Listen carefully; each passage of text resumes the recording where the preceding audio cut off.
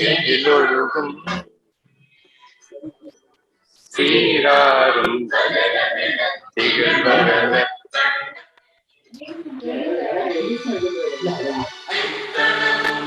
சிறந்த திராவிடமை திருநாடும்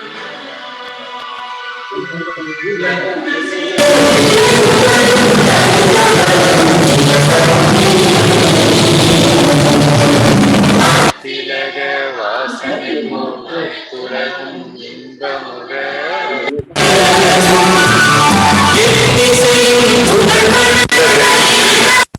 தமிழனங்கே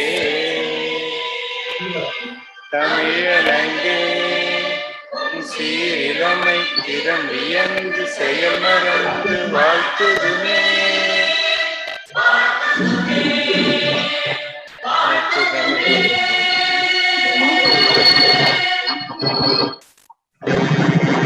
Thank you. With the leave of Honorable Judges, I request our Honorable Chairman, Mr. P.S. Amalraj, to deliver his welcome address.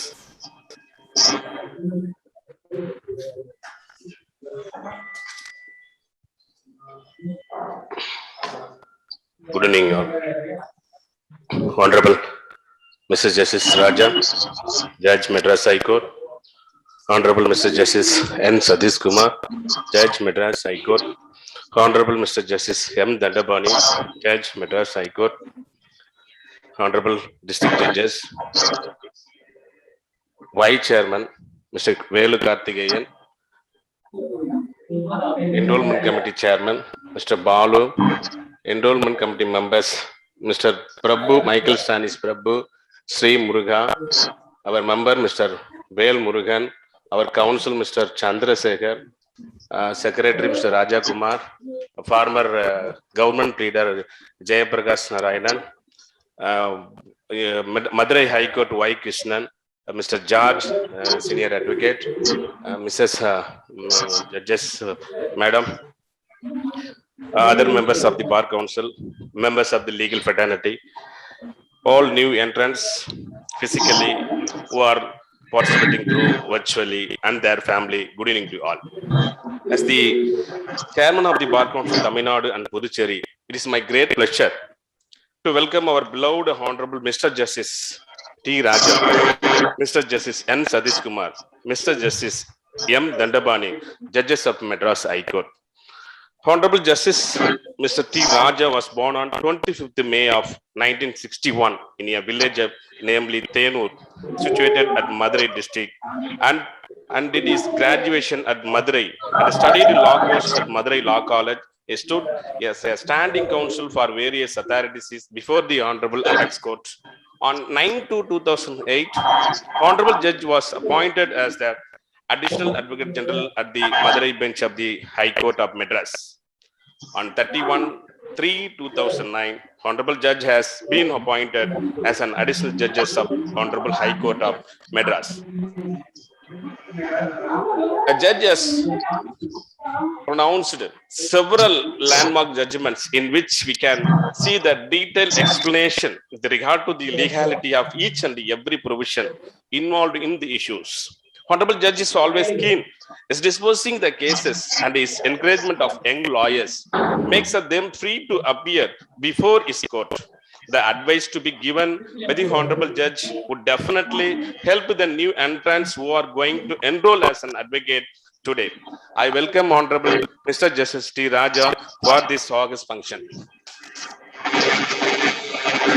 Honorable Justice Mr. N. Sadish Kumar was born on 6th day of May 1967 at Ooty, and he did his schooling at Ooty, and he did his graduation in science and studied BL at Government Law College, Coimbatore.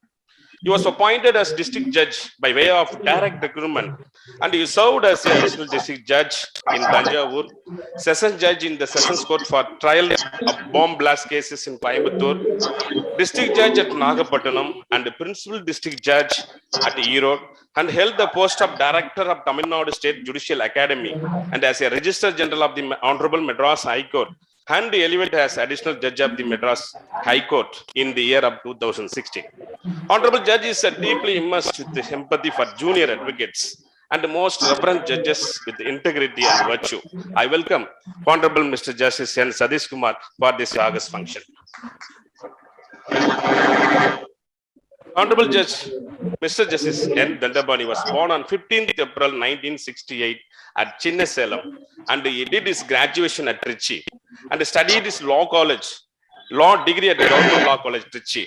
Honorable Judge was holding several posts in the High Court of Madras. He was appointed as Standing Counsel for the Metropolitan and Transport Corporation Limited, then appointed as a Government Advocate, Additional Central Government Standing Counsel, Senior Panel Counsel. He was appointed as Additional Government Leader and then Counsel of Special Counsel, Special Public Prosecutor, Panel Counsel of the Enforcement Director for the High Court, and on 29th day of June 2017, he has been appointed as Additional Judge of the Madras High Court. He is always taking profound interest in maintaining the dignity and the decorum of the legal fraternity. I welcome Honorable Justice M. Dandapani for this August function. I feel great pleasure in welcoming honorable judges who adorn this enrollment function which is happening on this day. The Bar Council is a statutory body which is doing its solemn duty in accordance with the Advocate Act and the Bar Council of India rules. In the Bar Council of Tamil Nadu and Puducherry, more than 1 lakh advocates have been enrolled and more than 75,000 advocates are actively practicing. We are also providing legal education and conducting coaching classes in the judicial aspirants. The Bar Council has organized a vaccination camp in the premises of Bar Council, by which the several advocates and their family got benefited. We are providing accident medical policy to all the advocates and dispersing ₹7 lakhs for the family of the deceased advocate as a welfare measure, and also made representation to the government of Tamil Nadu to increase the welfare fund amount. In view of the effective steps taken by the Bar Council, the government is providing stipend 3,000 per month for a period of 2 years to the young advocates. During the pandemic, several advocates have suffered for their livelihood in the Bar Council has disbursed more than 5 crore to nearly 13,000 advocates as financial assistance. We also made a representation to the Honorable Chief Minister demanding various obligations for the welfare of the legal fraternity at large. We have made our representation to the Union government to establish Southern Bench of the Honorable Supreme Court at Madras. Today, we are enrolling in physically more than 100 advocates, nearly 1,000 advocates through virtual mode. I welcome all the candidates who are enrolling today as an advocate. This day is going to be an important day for all candidates present here, physically as well as virtually, and they will be called as advocate from today. I hope all of you will save this moment as special and work hard to achieve greater heights in the field of law by following the guidance to be given by the honorable judges present here. I welcome one and all who are present here and in virtual mode. I once again welcome Honorable Mr. Justice Raja, Honorable Mr. Justice Sadish Kumar, Honorable Mr. Justice Dandapani, judges of Madras High Court, and other attendants. Thank you one and all the best. Thank you, Chairman. Now I request our Mr. C.K. Chandrasekhar of Standing Counsel of Bar Council of Tamil Nadu to make the enrollment move. Good evening, my lords, the beloved chairman and members of the Bar Council of Tamil Nadu. It's a great privilege to me as the Standing Counsel to move the enrollment of all the young law graduates, especially because a full bench is constituted by the Bar Council today. At our request, 3 honorable judges who are known for their meticulous efforts, and as you have seen the chairman introduce them to you, we know them, but as law graduates, you will be knowing them only today. One has come from Madurai, one studied in Coimbatore, and the other judge from Trichy.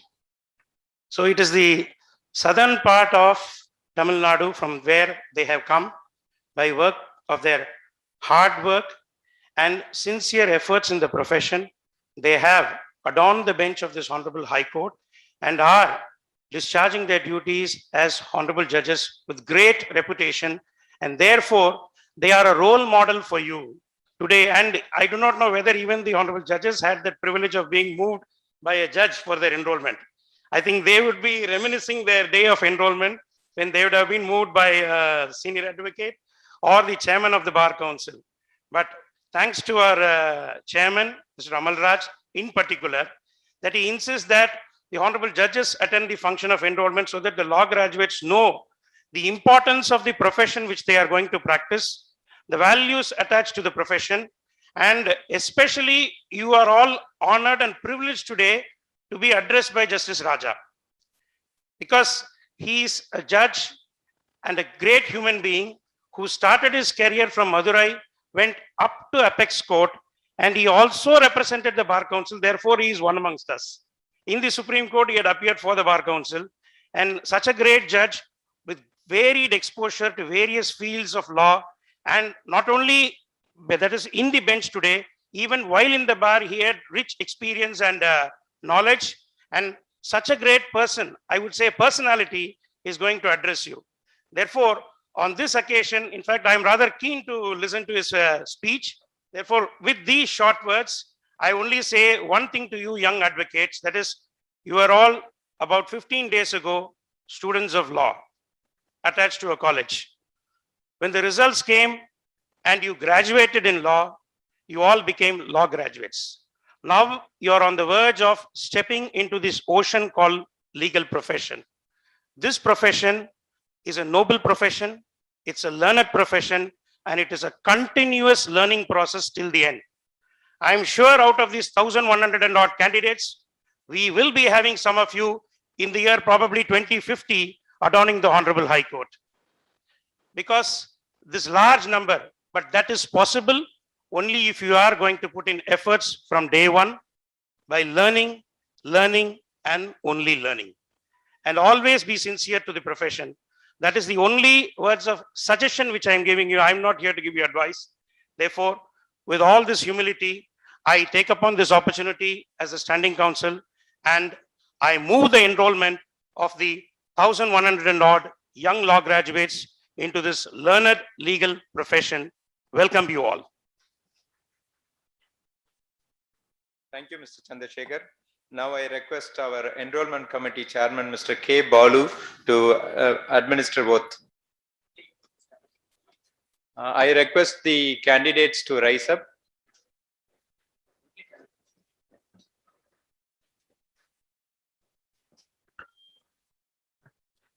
With the permission of honorable judges, I may be permitted to read the administration.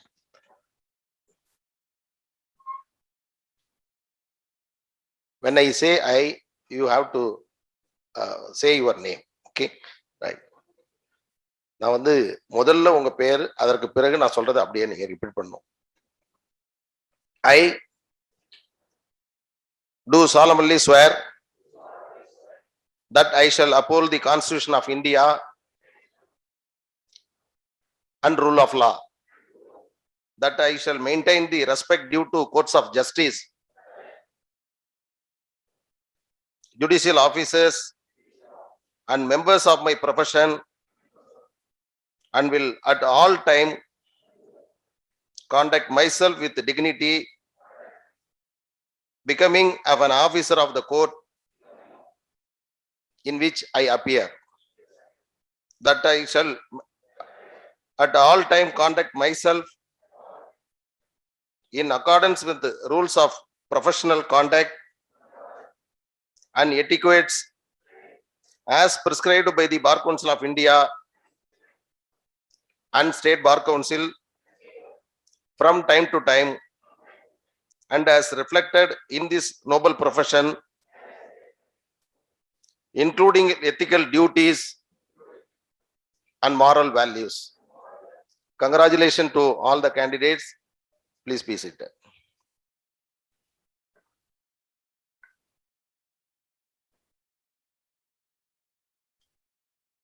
இந்த இனிய மாலை வேளையில்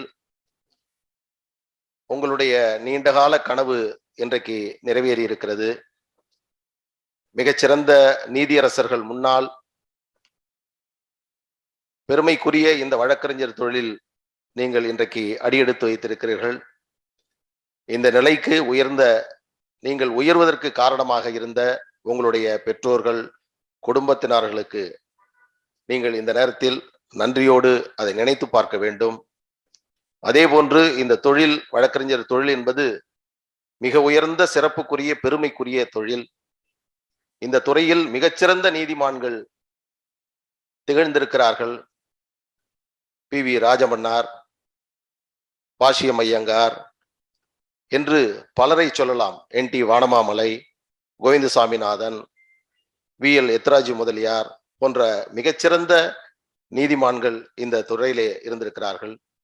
அதே போன்று புகழ்பெற்ற வழக்கறிஞர்கள் இந்த துறையில் மிகச்சிறந்து விளங்கி பல்வேறு மக்களுக்கு நீதியை பெற்று தந்திருக்கிறார்கள். வழக்கறிஞராக படித்து நீதித்துறையில் மட்டுமல்லாமல் அரசியலிலும் மக்களுக்காகவும் பணியாற்றியவர்கள் பலர் இருக்கிறார்கள். அந்த வரிசையில் நமது வ.உ.சி. அவர்களை நீங்கள் நினைத்து பார்க்க வேண்டும். இந்த தொழில் உங்களை அன்போடு வரவேற்கிறது. இந்த தொழிலில் நீங்கள் உச்சத்தை தொட முடியும். நான் குறிப்பிட்டதை போன்று நீதிபதிகளாக வரலாம், வழக்கறிஞராக வரலாம், அரசியலில் சிறந்து விளங்கலாம், அல்லது தனியார் துறையில் இன்னைக்கு ஏராளமான வாய்ப்புகள் உங்கள் முன்னால் இருந்து கொண்டிருக்கிறது. இங்கே அமர்ந்திருக்கக்கூடிய 3 நீதியரசர்கள் நீங்கள் எதிர்காலத்தில் எந்த நிலைக்கும் உயர முடியும் என்பதற்கு ஒரு சிறந்த உதாரணமாக இங்கே திகழ்ந்து கொண்டிருக்கிறார்கள். தமிழகத்தினுடைய பல பகுதிகளில் இருந்த இவர்கள் இன்றைக்கு உயர்நீதிமன்றத்தினுடைய நீதி அரசர்களாக நீதி பரிபாலனம் செய்து கொண்டிருக்கிறார்கள். மதுரையிலிருந்து ஐயா நீதியரசர் டி. ராஜா அவர்களும், ஊட்டியிலிருந்து நமது ஐயா சதீஷ்குமார் அவர்களும், அவர் திருச்சியிலிருந்து வந்ததா சொன்னாங்க. ஜஸ்டிஸ் திண்டபாணி வந்து இல்ல, உளுந்தூர்பேட்டையில இருந்து வந்தவங்க. இப்படி பல பகுதிகளிலிருந்து ஒரு கிராமப்புறத்தில் நீதித்துறையினுடைய பின்னணி இல்லாமல் இன்றைக்கு மிக உயர்ந்த இடத்தில் அமர்ந்திருக்கிறார்கள். ஐயா நமது நீதியரசர் சதீஷ்குமார் அவர்கள் ஒரு மாவட்ட நீதிபதியாக வந்து அதற்கு பிறகு உயர்நீதிமன்ற நீதிபதியாக உயர்ந்திருக்கிறார்கள்.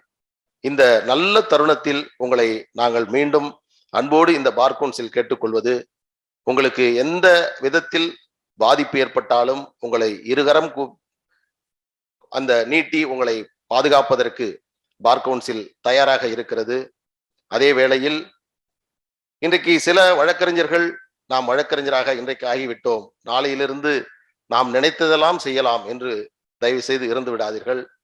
அப்படி உங்களுக்கு அந்த வழங்கப்பட்டிருக்கக்கூடிய விதிகளை மீறி நீங்கள் செயல்படுகிறீர்கள் என்று சொன்னால் உங்கள் மீது ஒழுங்கு நடவடிக்கை எடுப்பதற்கு நாங்கள் சற்றும் தயங்க மாட்டோம் என்ற அந்த விதிகளை நீங்கள் சற்று திரும்பி பார்த்து நீங்கள் இந்த தொழிலில் சிறந்து வழங்க வேண்டுமாய் உங்களை அன்போடு கேட்டுக்கொள்கிறோம். நீண்ட இடைவேளைக்கு பிறகு ஏறக்குறைய 1150 இன்றைக்கு மாணவர்கள் நீதி வழக்கறிஞர்களாக பதிவு செய்திருக்கிறீர்கள். உங்களுக்கு இந்த பார் கவுன்சில் சார்பிலும், பார் கவுன்சில் தலைவர் சார்பிலும், என்ரோல்மெண்ட் கமிட்டியினுடைய சார்பிலும், ஒட்டுமொத்த நீதித்துறையின் சார்பிலும் உங்களுக்கு எனது நெஞ்சார்ந்த மனமார்ந்த நன்றியையும் வாழ்த்துக்களையும் பாராட்டுக்களையும் தெரிவித்து இந்த தொழிலில் நீங்கள் சிறந்து விளங்க உங்களை அன்போடு வாழ்த்தி விடைபெறுகிறேன். நன்றி, வணக்கம். Thank you, Mr. Balu. Now I request Mr. V. Karthikeyan, Vice Chairman of Bar Council of Tamil Nadu, to offer his felicitation to the young entrants.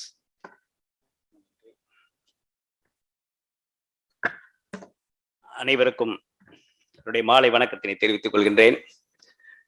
தர்மையான வழக்கறிஞர் பதிவு நிகழ்ச்சிக்கு எங்கள் அழைப்பை ஏற்று பல்வேறு பணிகளுக்கிடையே வாழ்த்த வந்திருக்கக்கூடிய அருமை ஐயா நீதியரசர் ராஜா அவர்களே,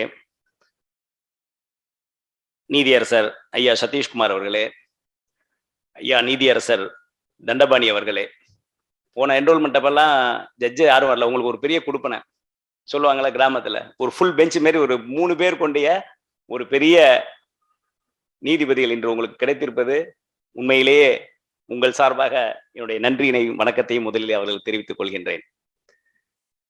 அடுத்ததாக இந்த அருமையான விழாவை ஏற்பாடு செய்து நடத்தி கொண்டிருக்கக்கூடிய எங்களுடைய தமிழ்நாடு பார் கவுன்சிலுடைய என்னவெல்லாம் வழக்கறிஞர்கள் நினைக்கிறார்களோ அவருடைய நலன் சார்ந்த விஷயத்தை செயல்படுத்தி கொண்டிருக்கக்கூடிய பார் கவுன்சிலுடைய தலைவர் சகோதரர் PS அமல்ராஜ் அவர்களே, எந்த ரெக்கமெண்டேஷனாலும் ஸ்ட்ரிக்டா என்ரோல்மெண்ட்ல எந்த காம்ப்ரமைஸும் பண்ணிக்காத என்ரோல்மெண்ட் கமிட்டியுடைய தலைவர் அருமை அண்ணன் பாலு அவர்களே, அவரோடு உறுதியாக இருக்கின்ற உறுப்பினர்கள் அருமை சகோதரர் தூத்துக்குடி பிரபு அவர்களே, திருவள்ளூர் முருகன் அவர்களே, இங்கே இந்த விழாவை தொகுத்து வழங்கி கொண்டிருக்கக்கூடிய பார் கவுன்சிலுடைய உறுப்பினர் அருமை அண்ணன் வேல்முருகன் அவர்களே, உங்களுக்காக என்ரோல்மெண்ட் மூவ் செய்த எங்களுடைய தமிழ்நாடு வழக்கறிஞர் பார் கவுன்சிலுடைய வழக்கறிஞர் அருமை சகோதரர் சந்திரசேகர் அவர்களே, செயலாளர் ராஜ்குமார் அவர்களே, வந்திருக்கக்கூடிய மாவட்ட நீதிபதிகளே, வழக்கறிஞர்களே, இன்று வழக்கறிஞர்களாக பதிவு செய்கின்ற சகோதர சகோதரிகளே, உங்கள் அனைவருக்கும் என்னுடைய வணக்கத்தை தெரிவித்துக் கொள்கின்றேன்.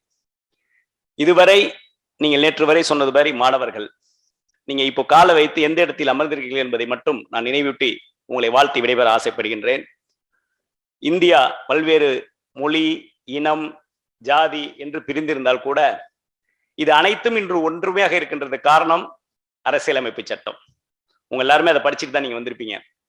கான்ஸ்டியூஷன்ல 3 தான் முக்கியம்: ஜுடிஷியரி, லெஜிஸ்லேட்டிவ், அட்மினிஸ்ட்ரேட்டிவ். இந்த 3 பாத்தீங்கன்னா லெஜிஸ்லேட்டிவ்ங்கிறது IAS IPS, sorry MLA MP legislative, administrative IAS IPS நிர்வாகம், ஜுடிஷியரி நீதிமன்றம், வழக்கறிஞர், நீதி நம்ம உள்ளடக்கியது. நீங்க பேசும்போது சொன்னாங்க நோபல் ப்ரொஃபஷன். ஏன் எல்லா ப்ரொஃபஷன் இருக்கு, ஏன் நம்மள நோபல் ப்ரொஃபஷன் சொல்லணும்? நான் அடிக்கடி சொல்லுவேன், நான் ஜுடிஷியரி சப்ஜெக்ட் வந்து அதை சொல்றேன். ஒரு டாக்டர், ஒரு மருத்துவர் உயிரை காப்பாற்றுவார். ஒரு பொறியாளர் கட்டிடம் அல்லது கணிப்பொறியை வடிவமைப்பார். ஒரு ஆடிட்டர் பண பரிவர்த்தனை சொல்வார். ஆனால் ஒரு வழக்கறிஞர் மட்டும்தான் உயிருள்ள மனிதனை உரிமையோடு வாழ வழிவகை செய்வான். உயிரற்ற மனிதன், உரிமையற்ற மனிதன் வந்து உயிரற்ற மனிதனாகி விடுவான். அந்த உரிமையை பெற்றுத்தரக்கூடிய இடத்தில் அமர்ந்திருக்கக்கூடியவர்கள் தான் நீங்க. அந்த பிரிவிலேஜ் நமக்கு மட்டும்தான் இருக்கு. அதை மனதில் வைத்துக் கொள்ள வேண்டும். இந்த கான்ஸ்டியூஷன்ல எல்லாமே ஜுடிஷியரி, லெஜிஸ்லேட்டிவ், அட்மினிஸ்ட்ரேட்டிவ். இப்ப இருக்கின்ற காலகட்டத்தில் பாராளுமன்றமாக, சட்டமன்றமாக மக்களுக்கு நம்பிக்கை குறைந்து கொண்டிருக்கிறது. அடுத்தது அட்மினிஸ்ட்ரேட்டிவ். அவங்க பேச்சை கேட்கறாங்கன்னு சொல்லிட்டு அவங்க மேலேயும் நம்பிக்கை கூறுகிறது. மக்கள் நம்பிக்கையாக இருக்கின்ற ஒரே இடம் தட்டுங்கள் திறக்கப்படும், கேளுங்கள் கொடுக்கப்படும் என்ற அந்த நீதிமன்றத்தை மட்டும்தான் என்பதை இந்த நேரத்தில் நீங்க நினைவு கொள்ள வேண்டும் என்றதை பதிவு செய்து, உதாரணமாக உங்களை போன்ற ஒரு வழக்கறிஞராக தான் பாலன் அவரும் இருக்கார். இதை நான் பல்வேறு பதிவுல சொல்லிட்டு இருப்பேன். ஒரு அட்வொகேட்டா நீங்க ப்ரொஃபஷனலா வந்துட்டு எனக்கு என்ன வேலை, கோர்ட்ல ஃபீஸ் கொடுத்து அது மட்டும் இல்ல, நம்ம டாஸ்மார்க் பார்த்திருப்பீங்க. எங்க பார்த்தாலும் இதனால உயிரிழப்புகள், நீதிபதிகள்லாம் ஏகப்பட்ட அது சம்பந்தமான தீர்ப்புகள் வழங்கியிருக்காங்க. உங்களை போன்ற வழக்கறிஞர் பாலு அவர்களும் அதை பார்த்துவிட்டு தான் இந்த நெடுஞ்சாலையை ஒட்டி குறைந்தபட்சம் ஒரு 1000 மீட்டருக்கு அந்த மாதிரி கடைகள் அமைக்க கூடாது என்று நீதிமன்றத்தின் கதவை தட்டினார். அவர்கள் உத்தரவு போட்டார்கள். லெஜிஸ்லேட்டிவ் அது நிறைவேற்றப்பட்டது. இன்று பல்வேறு உயிரிழப்புகள் தவிர்க்கப்படுகிறது என்றால் அந்த உத்தரவு உச்ச நீதிமன்றத்தில் உறுதி செய்யப்பட்டு இந்தியா முழுவதும் அமல்படுத்தப்பட்டு விட்டது என்றால் அதுதான் பொதுமக்கள் மீது உள்ள பார்வை. திருப்பி திருப்பி சொல்கின்றேன், எல்லா ப்ரொஃபஷனோட பெஸ்ட் ப்ரொஃபஷனல் நீங்க வந்து உட்கார்ந்துருக்கீங்க. இங்க உட்கார்ந்துருக்க 3 பேருமே நீங்க நிறைய பேர் இங்க இருக்கிறவங்க எனக்கு தெரிஞ்சு கிட்டத்தட்ட 1150 பேர் இன்னைக்கு என்ரோல் பண்ணிருக்கீங்க. இப்ப இருக்கிற நீங்க எல்லாம் கான்வென்ட் நிறைய படிச்சிருக்கலாம். இந்த 3 நீதியரசர்களுமே சாதாரண கிராமத்தில், சாதாரண பள்ளியில், அரசு பள்ளியில் படித்து எந்தவித பின்புலமும் இல்லாமல் தங்களுடைய உண்மையான உழைப்பின் காரணமாக இன்று இந்த இடத்திலே அவர்கள் அலங்கரித்தீர்கள் என்றால் காரணம் அவருடைய உழைப்பு, அந்த டெடிகேஷன் ஆங்கில சொல்லுவாங்க, அவருடைய அந்த ஆத்மார்த்தமான உழைப்பு தான் இதற்கு காரணம். நான் 2000 நானும் வக்கீலா பதிவு பண்ணி தஞ்சாவூர்ல வழக்கறிஞரா பதிவு பண்ணிட்டு இருந்தேன். அப்பொழுது ஐயா அவர்கள் இங்க இருக்கின்ற, அதே நான் சொல்லணும், குருவுக்கு ஒரு சிஷியம் சொல்லணும்ல, அது மாதிரி 2006 நீதியரசர் ஐயா அவர்கள் எங்களுடைய மாவட்ட நீதிபதி சதீஷ்குமார் அவங்க வந்தாங்க. அப்ப என்கிட்ட சொல்லுவாங்க, உன்னுடைய பங்கு இந்த தஞ்சை மாவட்டத்தில் மட்டும் அமைந்து விடக்கூடாது, உன்னுடைய பார்வை விசாலமாக அமைய வேண்டும் என்று எனக்கு பல்வேறு அறிவுரைகளை கூறினார். அதை அடிக்கடி நான் சொல்வேன் என் மனைவிடம் கூட. இன்று இந்த வைஸ் சேர்மன் மட்டுமல்ல, பல்வேறு இடங்களிலே பொறுப்புகளில் நான் இருக்கிறேன். தமிழ்நாட்டிலே என்னை தெரியப்படுகின்ற அளவிற்கு ஒரு ஆளாக என்று உருவாகி இருக்கிறேன் என்றால் ஐயா அவருடைய அறிவுரை அன்று இன்று என்னை இந்த நிலத்திலே நிறுத்தியுள்ளது என்பதை உண்மையிலே என்னுடைய நன்றியாக இதை நான் சொல்ல கடமைப்பட்டுள்ளேன். கடைசியாக, இதுவரை நீங்கள் செய்த பிறந்த நாள் தான் உங்களுக்கு ஞாபகம் இருக்கும். இன்னையிலேருந்து நீங்க எந்த நீதிமன்றத்துக்கு போனாலும் எந்த வருஷம் என்ரோல் பண்ணுவீங்க, இதுவரையும் பர்த்டேவை கொண்டாடினதை விட இந்த என்ரோல்மெண்டே தான் இனி வாழ்நாளில் உங்களுடைய பிறந்த நாளாக அமைய வேண்டும். உங்களுடைய பெற்றோர்கள், தாய்மார்கள், உங்களுடைய ஆசிரியர்கள் அனைவருமே இன்னைக்கு என் பையன் வக்கீல் ஆயிட்டான் அப்படின்னு அந்த பெருமையோடு இருப்பாங்க. நீங்கள் பிறந்ததை விட பெருமையாக நினைக்கின்ற நாளாக இன்று அமைக்க வேண்டும். இதை வருங்காலத்திலே அதை நிகழ்த்தி காட்ட வேண்டியது உங்களுடைய கடமை என்று சொல்லி மீண்டும் தமிழ்நாடு பார் கவுன்சில் சார்பாக என் சார்பாக நன்றியினை சொல்லி விடைபெறுகிறேன். சொல்லுவாங்க வக்கீல் 1100 பேர் இன்னைக்கு ஒரு நாள் என்ரோல்மெண்ட்ல கூட்டமான்னு சொல்லுவாங்க. பயப்படாதீங்க. இந்தியாவுடைய மக்கள் தொகைக்கு 17 லட்சம் வழக்கறிஞர்கள் தான் இருக்காங்க. ஐரோப்பியாவில், ஆஸ்திரேலியாலாம் பார்த்தீங்கன்னா 5% மக்கள் தொகையில வந்து லா படிச்சவங்க இருக்காங்க. அப்ப இந்தியாவோட மக்கள் தொகையில 5% லா படிச்சிருந்தா எவ்வளவு பேர் இருக்கணும்? 130 கோடிக்கு எவ்வளவு பேர் இருக்கணும்? 100 கோடிக்கு 5% எவ்வளவு? 5 கோடி. ஆனா இன்னைக்கு எவ்வளவு பேர் இருக்காங்க? வெறும் 19 லட்சம். அதிகபட்சம் 17ல இருந்து 19 லட்சம். அதுல பிராக்டிசிங் அட்வொகேட்டா 11 லட்சம். உங்களுக்கு தமிழ்நாட்டுல மட்டும் ஒரு கணக்கு சொல்றேன் பாருங்க. 7.5 கோடி மக்களுக்கு 5% 7 5 35 லட்சம் பேர் வக்கீலுக்கு எவ்வளவு பேர் இருக்கும்? 1 லட்சம் வக்கீல் தான் இருக்காங்க. அதுல சேர்மன் சொன்ன மாதிரி பிராக்டிசிங் அட்வொகேட் 60,000 பேர் கூட இருக்காங்க. உங்களுக்கான கூட்டம் இருக்கு, வக்கீல்கள் நிறைய இருக்காங்க, பயப்படாதீங்க. உங்களுக்கான வழி திறந்தே இருக்கிறது என்று சொல்லி தந்த வாய்ப்புக்கு நன்றி கூறி விடைபெறுகிறேன். நன்றி, வணக்கம். Thank you, Mr. Karthikeyan. That was a wonderful and inspirational speech. Now I request Honorable Mr. Justice M. Dandabani, a judge with compassion, commitment, and discipline. And you will be all seeing his action in the court, and a judge who is having a very control over our courts. And you will be going to the courts with the thorough preparation. He will make you everybody to go with thorough preparation. You will be seeing very soon. I request Honorable Justice Mr. Dandabani to give his special address.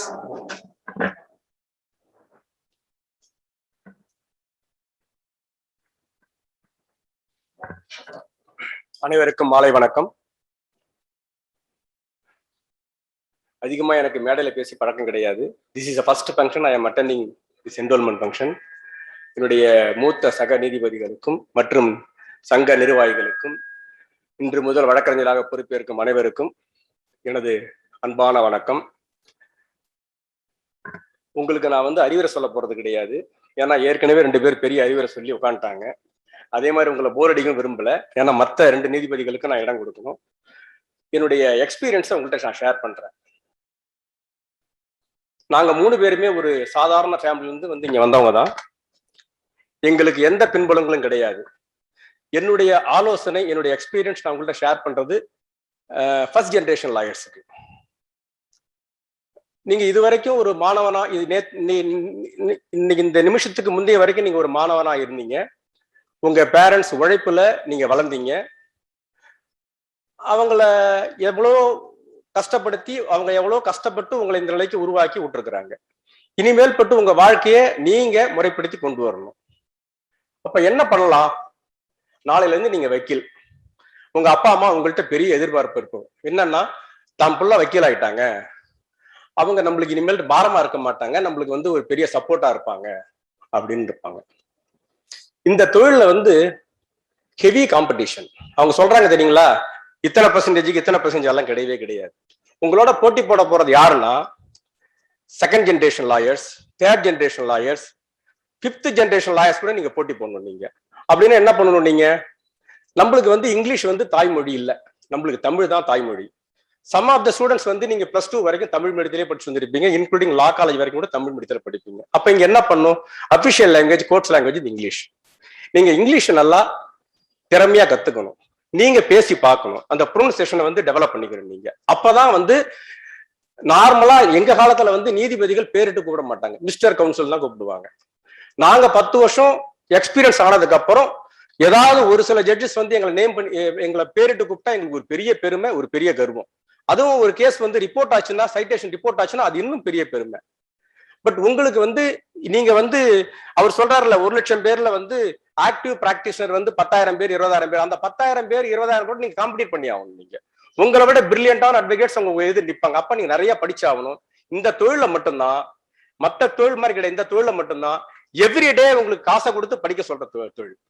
நீங்க doctor ப்ரொஃபஷனோ engineer ப்ரொஃபஷனோ அது கிடையாது. அங்க investment பண்றணும். இங்க இன்வெஸ்ட்மெண்ட்டே கிடையாது.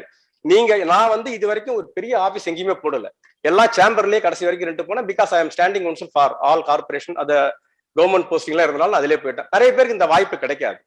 அதனால ஒரு பெரிய இப்ப அப்படியே ஒரு ஆபீஸ் போனா கூட ஒரு 10,000 ரூபாயில வந்து நீங்க ஒரு ஆபீஸ் போட்டுக்கலாம், ஒன்றும் பெரிய விஷயம் கிடையாது. அந்த காலத்துல மாதிரி எங்களுக்கு கிடைச்ச வாய்ப்புகளை விட உங்களுக்கு கிடைச்ச வாய்ப்புகள் மிக அதிகம். ஏன்னா நாங்கெல்லாம் வந்து ஒரு டிசிஷனை தேடுறதுக்கு 10 புக்கு 20 புக்கை ரெஃபர் பண்ணி அந்த ஒரு டிசிஷன் எடுப்போம் நாங்க. நீங்க அப்படி கஷ்டப்பட வேண்டிய அவசியமே கிடையாது. எவ்ரிதிங் அவைலபிள் இன் ஒரு ஃபிங்கர் பிரிண்ட்ஸ். நீங்க ஒரு மொபைல் போன்ல தட்டினீங்கன்னா போதும், உங்கள்ட்ட 10,000 ஜட்ஜ்மெண்ட் ஒரே இஷ்யூல வந்து நிற்கும். அந்த அளவுக்கு வந்து உங்களுக்கு வந்து இந்த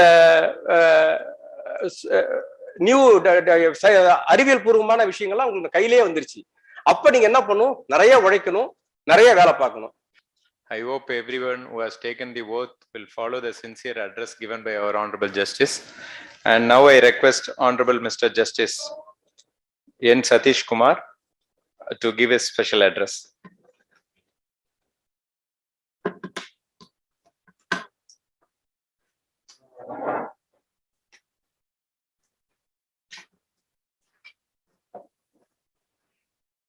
Good evening.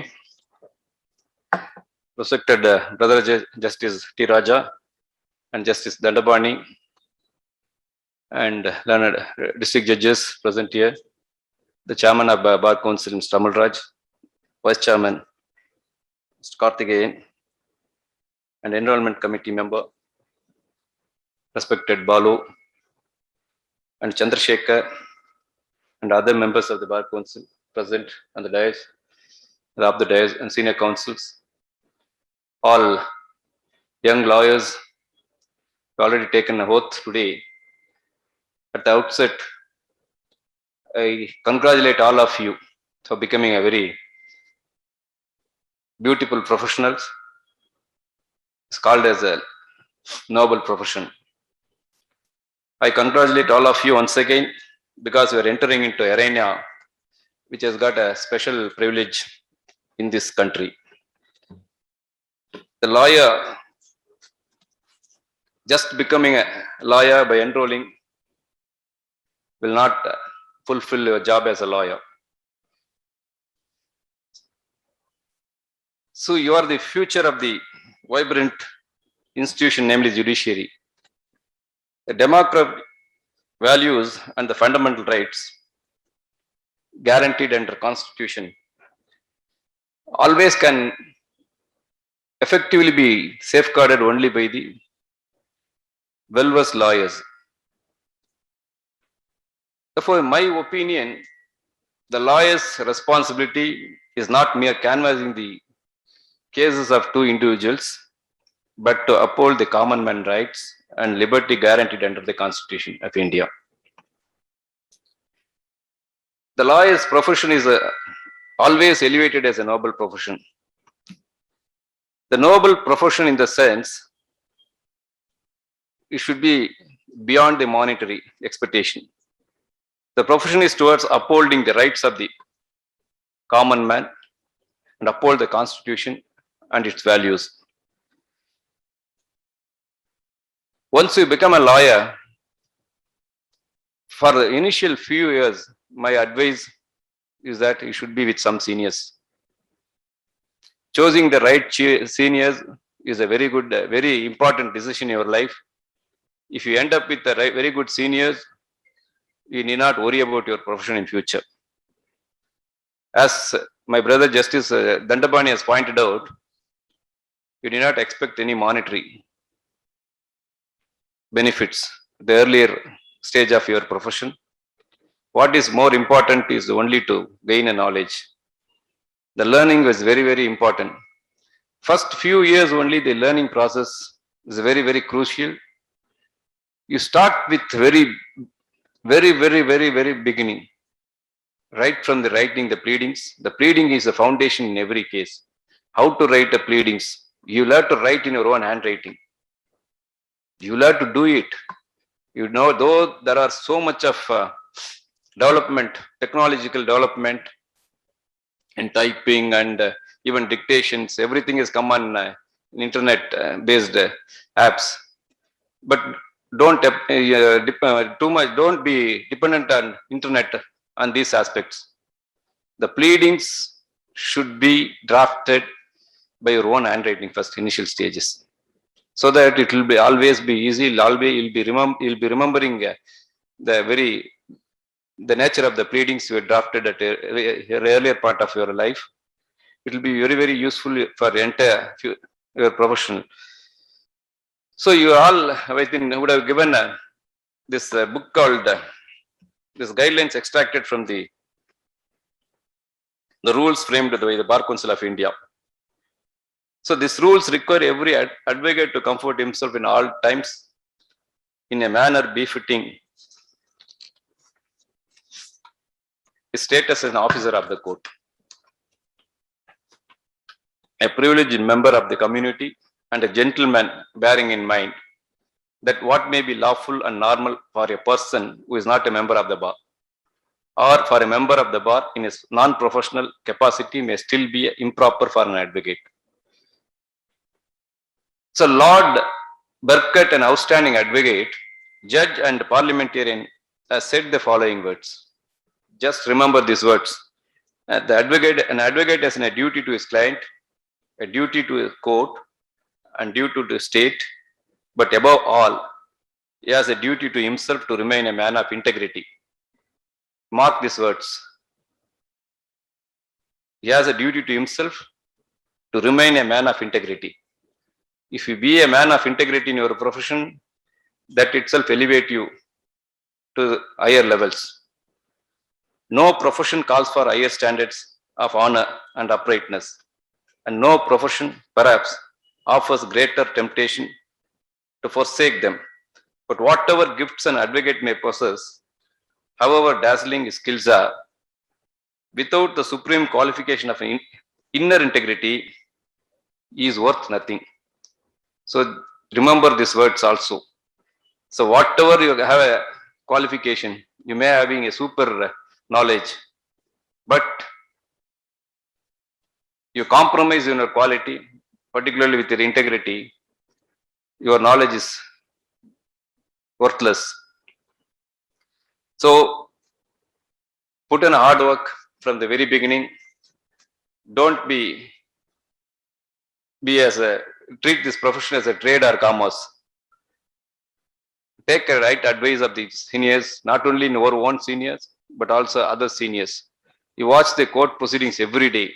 Every day you should watch the court proceedings. வேலை இல்லைனாலும் எந்த கோர்ட்லன்னா என்ன நடக்குதுன்னு பார்க்கணும். அப்படி பார்த்துனா தான் நீங்க எல்லாம் கத்துக்க முடியும். இட்ஸ் நாட் தட் சும்மா வந்த உடனே ஒரு கம்ப்யூட்டர்ல பார்த்த உடனே cut and paste culture is develop பண்ணாவும். You will not give you the solution.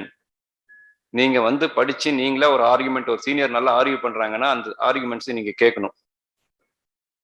என்ன ஆஸ்பெக்ட்ல ஆர்கியூ பண்றாங்க, என்ன question of law is involve in that matter, how they project the cases அப்படின்றது நீங்க பிகினிங்ல இருந்து கத்துக்கணும். ஒவ்வொரு கோர்ட்ல you have to spend a time rather than spending time in outside இந்த கேன்டீன் அதுல எல்லாம் மறந்துடுங்க. கொஞ்சம் இனிஷியல் ஸ்டேஜ்ல you have to devote your full attention for enhancing your capacity. So path and guidance given by the seniors would always mold you in the profession. Therefore, my endeavor is to advise you, all of you, to read books, the journals every day, at least once a day, you should know at least one judgment. You have to cultivate the habit of reading the books. There are various judgments in all fields. One cannot be an expert in every field. But by learning other fields, there won't be any loss for you.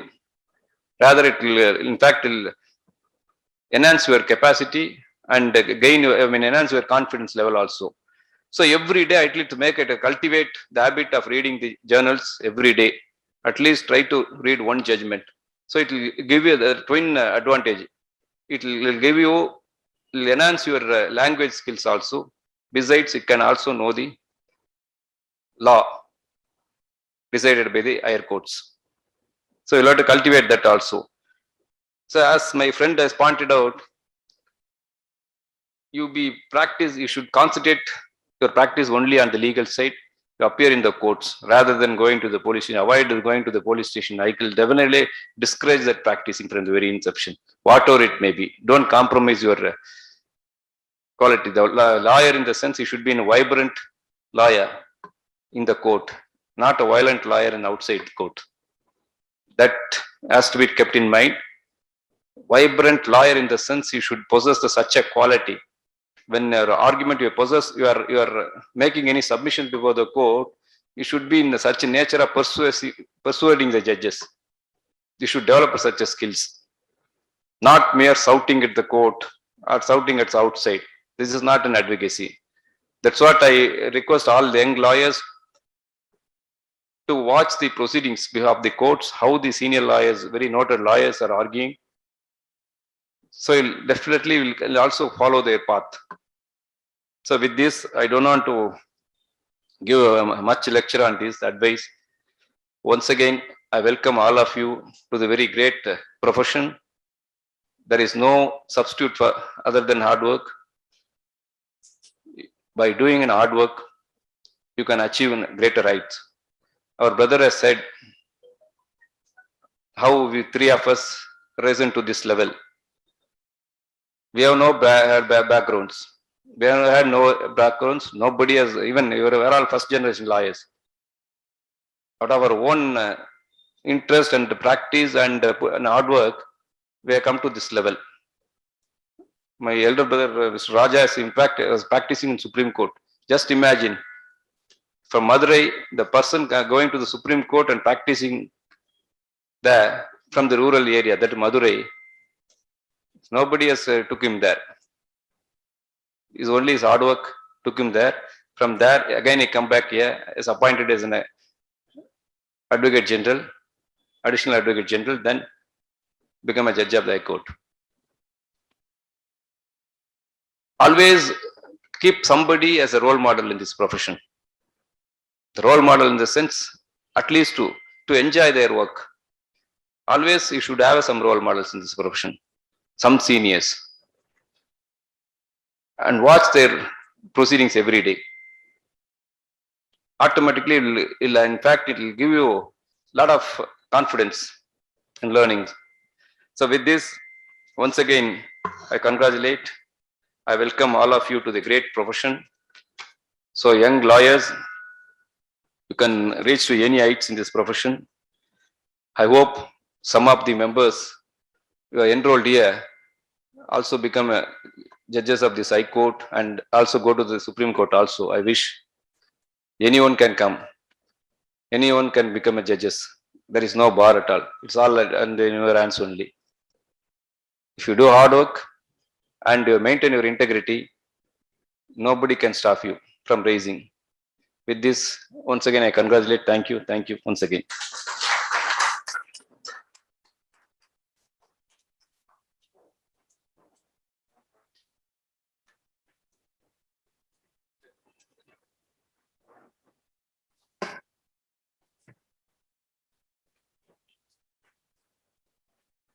Thank you, Judge. That was truly an inspirational and thought-provoking address. And I hope all the young entrants will strictly follow these words of Honorable Justice Mr. Satish Kumar. And this is, I thanks once again Honorable Justice for his kind advice. Thank you, my lords. Now it's time to honor our chief guest. And I request our Honorable Chairman, Mr. Ramal Raj, to present a memorandum to our Honorable Justice T. Raja.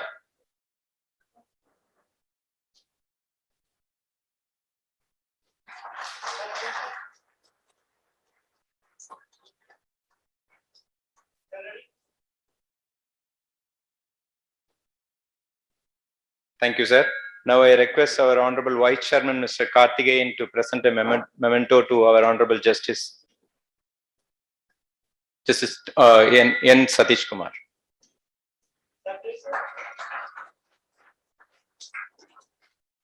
Thank you, sir. Now I request our Endowment Committee Chairman, Mr. K. Balu, to present a memento to our Honorable Mr. Justice M. Dandapani.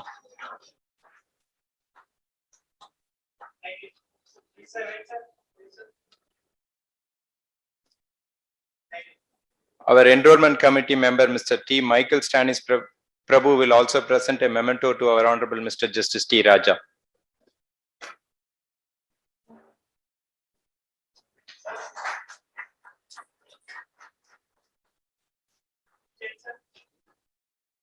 Thank you, sir. Our enrollment committee member, Mr. C. Sri Muruga, will also present a memento to our Honorable Justice, Mr. Satish Kumar.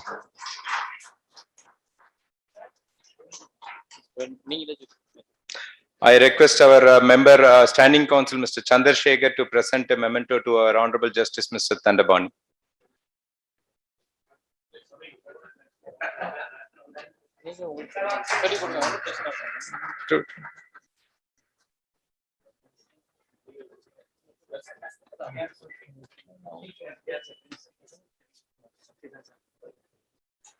I request Mr. M. Velmurugan, member, to present a memento to Honorable Mr. T. Raja.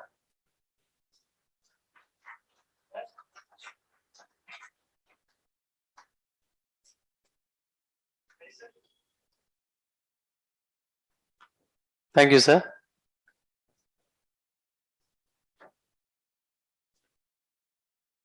Thank you, everyone. Today, the special address by our Honorable Mr. Justice T. Raja. And before that, I would like to say something. All the three judges present today are an identity and are epitome of success. And if you read all three judges rise in the life and reaching the highest position today, you can learn a lot, and everybody can draw inspiration from their life.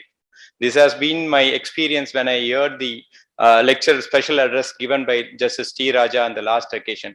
Such a delightful address, and you will be taking great inspiration from his speech. Definitely, you all will be delighted, and you will be taking much more inspiration from his words. I request our Honorable Justice Mr. Raja to deliver his special address.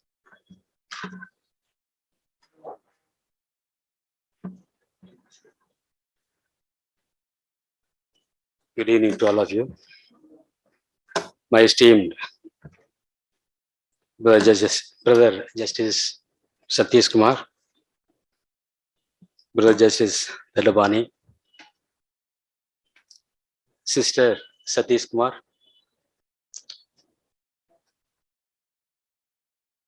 DC judges, esteemed Chairman of Tamil Nadu Bar Council and Bar Council of Tamil Nadu and Pondicherry, dear friend Balu, member of the council, Mr. Velmurugan, member, Mr. Prabhu, Mr. Chandrasekhar, Standing Counsel for the Bar Council of Tamil Nadu, and I hope you will be Bar Council of Tamil Nadu and Pondicherry also. There is only one Bar Council, but Pondicherry is missing. So, Mr. Sri Muruga, but in future, please correct me. Secretary Rajkumar, Mr. Karthikeyan, Vice Chairman.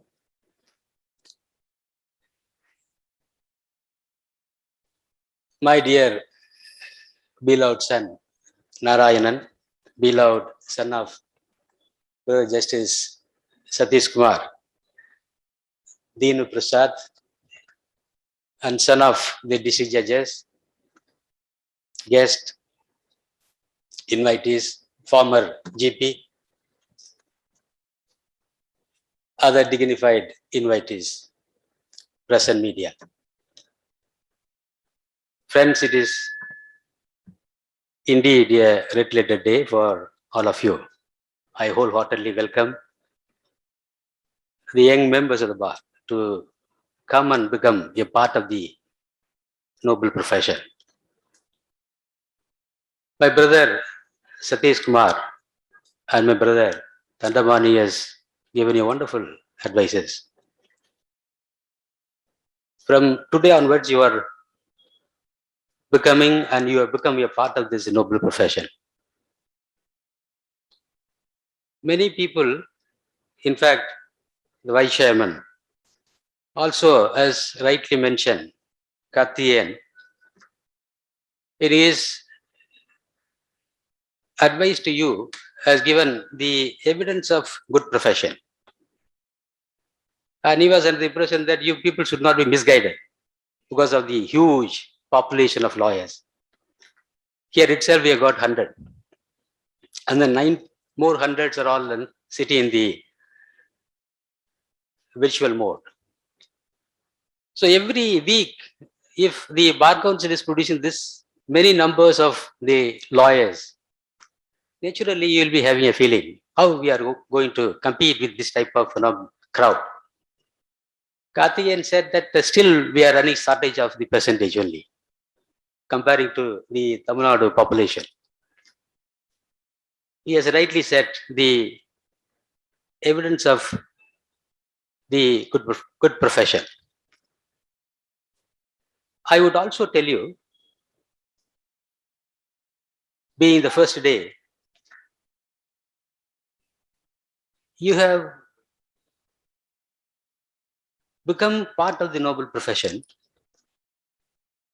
It's really a proud moment. You also become part of the system that is dispensing with justice to the poor, rich, haves, have-nots, irrespective of the fact that whether you are coming from A religion, B religion, whether you are male or female, children or elderly people, or from any nook and corner. That is the greatness of this profession. Coming to the evidence of good profession, I must also tell you that it was in the year 2012. You all people, maybe many of us sitting here, maybe knowing the name of the great lawyer. Many lawyers I can cite. Hari Salve, today he is considered as Queen's Counsel. He is sitting at London and he has been addressing even Madras High Court, Bombay High Court, Delhi High Court, Supreme Court. And also he is addressing the UK Supreme Court, UK, Queen's Counsel. Maybe because of this pandemic, taking advantage of this virtual hearing. In 2012, he was adjudged as the highest tax-paying lawyer. The highest tax-paying lawyer means for the year 2012, he has paid only as his professional tax rupees 100 crores in 1 year. 100 crores a lawyer is able to make. A tax to the Indian exchequer means it is not an ordinary issue. Fortunately, you belong to your profession. Not only that, the payment of this much of money, 100 crores in 1 year as professional tax to the Indian exchequer, was rated as a bigger money, larger than the total remuneration of the Bollywood superstar Amitabh Bachchan. This Amitabh Bachchan we all consider, every nook and corner, from South India, North India, East India, everywhere when you go, Amitabh Bachchan means a lot. When he was able to get lesser than this 100 crores as his professional income, look at it, a man hailing from your profession is able to pay, look at it in the year 2012. I do not know if he just follow up his, the assessment and all, maybe it may be more in the following years. Can I have some water? That gives you the evidence of good profession.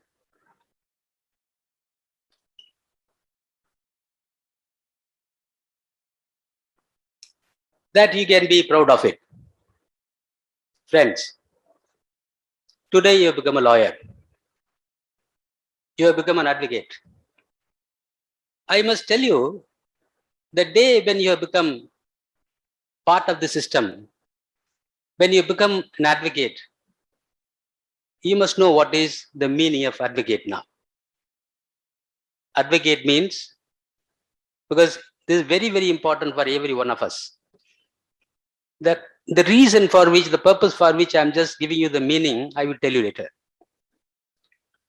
Advocate is a person who speaks for others in the court who is unable to speak for himself. Advocate is a person who defends somebody in the court who is unable to defend himself. An advocate is a person who speaks for others, who is unable to speak, but does not advocate the use of force. The ability you are showing in the court by presenting your argument, submission, your request, your prayer should not be mixed up with any elements of anger. The moment if you show either in your eyes, in your face, in your words, I think that will be the very tough time you are going to face it now. That's a reason why an advocate has to just become a seasoned advocate. There we have got wonderful stories and wonderful guidance. How an advocate has to be, how an advocate has to practice, how an advocate has to come to the court, move with the senior, move with the public, move with the judges. He has to speak. And then an advocate has to have the advocacy. What is the art of advocacy? 2,500 years ago, the only philosopher, Socrates, when he was speaking to, addressing the young Greeks, he said, when you are going to speak to the crowd, when you are going to speak to your friends, before speaking the matter, you must know how to speak. For example, just you have invited your friend for dinner or a lunch. He comes just half an hour late. You can just ask him in a different way. What happened? What happened to your timing? You just came late. Anything happened on the way? One way of asking. Come, it's all right. Doesn't matter. Good that you came late. Half an hour's time, I was able to finish one book. Good that you came late. That's a kind of message, a method of just indicating that you are late. There is one way of speaking to him, indicating to him, you always come late. If you go to that level, that is a point of friction. That's a reason why the gentleman, this philosopher, Socrates said, before you speak, you must know how to speak. That's very, very important for lawyer. Well, while you are going to encounter the great elephant sitting on the dais like us. We are all working, we are all sitting here, standing before you. You do not know how many people are all going to be terrific judges when you are going to encounter them. But you should know how to speak, how to address, how to conduct yourself. Friends, Thiruvalluvar also said 2,100 years back. It's not ordinary. It's not yesterday or just 10 years ago or 100 years ago. Just imagine how our forefathers were all clothed with wisdoms. 2,100 years back, Thiruvalluvar said, under this இனியவை குரல், இனிய உளவாக இன்னாத குரல், கனியிருப்ப காய் கவர்ந்தற்று. See, the meaning is, hungry man comes into your room. He goes to the dining room. On the dining table, in a basket full of fruits. There are some ripened fruits and there are some unripened fruits. Just imagine applying the common sense. When there are fruits ripened and there are unripened fruits, you are a hungry man, you will generally tend to take only the ripened fruits. You will reject the unripened fruits because it may not suit your body. It may not suit your stomach. Similarly, he was just mentioning, when you have sweet words, when you have good words, why do you just choose the bad words, the harsh words, the very, very harsh words? Use always sweet words, use always soft words, kind words. That will help you a lot. That's a message you have to take from today. As a lawyer, You must also know one thing. Many people are thinking that court means today I can get a anticipatory bail order. Court means we can get only bail order. We can get a stay order, injunction order. We can get a degree for declaration of title. And then we can get a judgment or degree for bare injunction. People are all feeling only that way. Please come just one step above that. Friends, courts are not only confined to issue the bail order. They are not there only to issue the anticipatory bail order. They are deciding every day, rewriting everyone's destiny and fate. I tell you how. Courts are every day rewriting every person who is going to the court. And then I will tell you, a person has been charged with a very heinous charge of just committing double murder or triple murder. Court is just examining the charges. If a lawyer is good enough and is able to explain to the court that there is no nexus between the charge and my client, the person who is standing as an accused. Here is a case, I have to make the point clear. The court will decide your destiny there. Yes, there is no nexus between this allegation and this accused. You are acquitted. Today, the destiny of the man is written this way. For any reason, the prosecution takes up the matter to the Supreme Higher Court. The prosecution able to make up the case. The lower court decided that your destiny is you got acquitted. The higher court goes into the nook and corner of the evidence, oral, documentary, and other aspects of the matter, circumstantial evidence. Comes to the conclusion. There is a clear nexus between the accusation, the allegation, and the person who is charged with that. The order of acquittal is reversed. Your destiny is rewritten. You may not be able to have the freedom of movement here and there. The courts are there to decide your destiny. Keep it in mind. It is a place where you are going to reside. It is a place where you are going to carry on your profession. It is a place where you are going to be till your last breath. Friends, what is more important as a lawyer, as an advocate?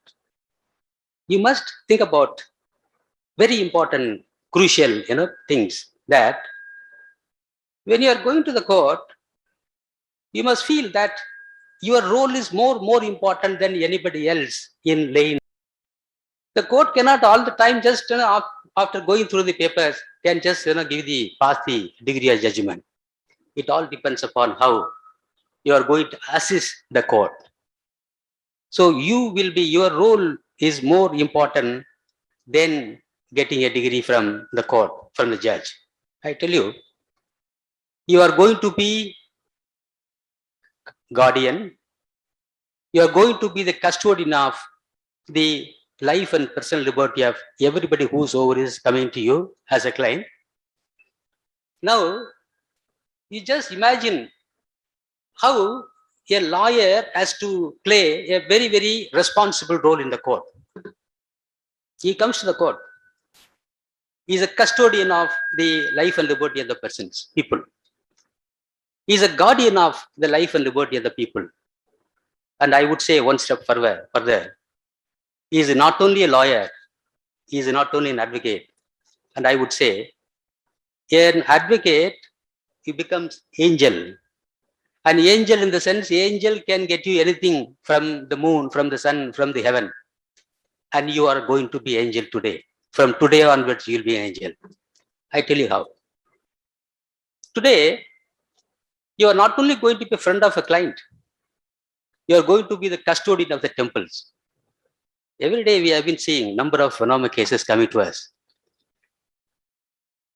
Most of the time, people will be coming to us saying that, Lord, this is a case where 100 acres of landed property belonging to this temple has been completely grabbed by a mafia group. the court will be sitting with you, listening to your argument. On the basis of the evidences which you are going to produce, after examination of all these things, the court will come to the conclusion, yes, the property belonging to this temple has been completely taken away. We know that there are people, many people, thousands and lakhs of people, when they do not have issues, sons and daughters. We have seen in our state, in any other place, they will give away, will away, and will bequeath all your property to the temple, whichever the temple you have faith in that. As a result, if you just go down to some of the places here, the Chidambaram temple or Tirupati temple, Trichy temple, here and there, even in the Tiruvarur, Madurai Adinam, Tiruvarur Adinam, one of the very richest Adinam is in Tiruvarur Adinam. All these properties have come only from these type of people. But the problem is, since they are unable to manage, people will go there and take on lease the properties belonging to the temple and the Adinams for 3 years. And then with the renewal clause for another 3 years, it will go on endlessly. It will be going on for 20 years, 30 years. And after some time, the property belonging to temple will become property of the private individual. In the long run, what will happen? The property of the temple will be zero. The result would be the priest and the pujari who is just there to open up the temple to just light up the lamp. He will not be able to get even 1 liter of oil to light up the lamp. And in that, in these circumstances, when he comes across a lawyer like you, when he discusses, I close in the temple because there is nobody to take care of the temple. I have closed in the temple because nobody to give lamp or the oil to light up the lamp. Lawyer will come to the court and he will say that, see, look at it, in a 50 years back, this temple was having 200 acres or 2000 acres of lands. And these are all the inner tenants, these are all the lessees. They have taken out all these lands with the promise that they will return the property after 10 years, but they have neither paid the lease amount nor return the property. Here is a case where a temple which is closed down, a temple which is not even able to light up even one day, will be opened up because of the role played by a lawyer. And you will become the front of the temple and you will become the well-wisher of the God, which is sitting over there. We all know that. I will give you one more example. Recently, our High Court has appointed a special committee, Justice Mahadevan and Justice Adikesavalu. In that, in the famous, the idol theft case, you all people must have come across, very sensitive cases. I'm just going to say one thing so that you may get some inspiration. You may get some strength today that you have rightly fit into your right profession and right part of your career. Friends, many famous temples, the idol, the Ganesha idol is missing. The Ganesha idol is made up of gold. If you go to the Tanjavur and Tiruvarur, you can see the Shiva idol is made up of emerald green, sometimes ruby, sometimes gold. If you go down to the south side, you can see very costlier jewels, diamonds are all there, fitted with the idols. Ganesha idols are all missing. Murugan idols are missing. Parvati idol, very powerful goddess, is also missing. Ultimately, Shiva idol is also missing. Vishnu idols are also missing. The result is the very valuable, invaluable, see the bronze idol of Ganesha or any idol would be, people are saying we cannot even value that. This has been taken to UK, this has been taken to Switzerland, Australia. This division bench has appointed one Mr. Ponbani Kebel as the chief investigating officer. He went into all these things on the basis of one lawyer who has brought this petition by PIL. all these, idols were missing from this place, were taken out from other countries, and they have been brought back. Now, the idol, the god which is missing from this place has been discovered by the lawyer. So your role is not only to get only the bail order, not only to get only the anticipatory bail order, your role which you are going to do, which you are going to perform, if you are very serious, is you can even procure God, a missing God, like a missing boy. This is the point you must keep it in your mind. Many things are waiting for you people. You have to make so much of a contribution to the society. Therefore, I would say, you are not only an ordinary advocate, you are going to be the guardian of the life and liberty of the people. You are going to be the guardian of the temple. You are going to be the custodian of the all five, the Panchabhudam, I could say. You are the person, you are going to safeguard, preserve the air. Lawyer is going to safeguard and preserve the, water. And you are the person going to safeguard this mother earth and the mother nature. I will tell you one thing. In fact, my friends are all here, sitting here on the dais. It was about 5 years ago. Inside the High Court, you may not be able to sit outside the chambers. Because it is a very nearer to your High Court. The coals were all exported from the ships. 10 o'clock we come, you will not be able to sit unless you clean it up properly. If you just keep your bundles for 2 hours, when you are coming back to take back the bundle, you will see a pile of the dust will be there, coal dust would be there. Complaints have come in. Ultimately, the bar has moved a petition requesting the court to shift the coal unloading work from this port to another place. The matter was pending for quite a long time. The judges are also started inhaling these coal dusted airs. Many people complained. Finally, this coal unloading center from this nearby Chennai airport has been shifted by one order from this court. Justice LP Dharmarao has passed an order. As a result, today you are all sitting here and enjoying the fresh air. So you are the person, you are cleaning up the air. And you are the person cleaning up your water. I was sitting in Madurai just 1 year back. Many petitions are filed saying that this Vaigai river water has been completely polluted. How this has been polluted? On both banks of the river, factories, industries have come up. And all these, the affluent waters, waste waters are all discharged into the river. In those days, 40, 50 years ago, when we were all playing on the sand, river sand, whenever we felt thirst, we used to go and then remove this soil and take water, and the raw water we used to take it. It will be more 100 times better than this today's mineral water. Today, you cannot go and take any water. You have to carry the water from your house through your bottle. Now, they said some of the hospitals have been established, set up on the banks of the river.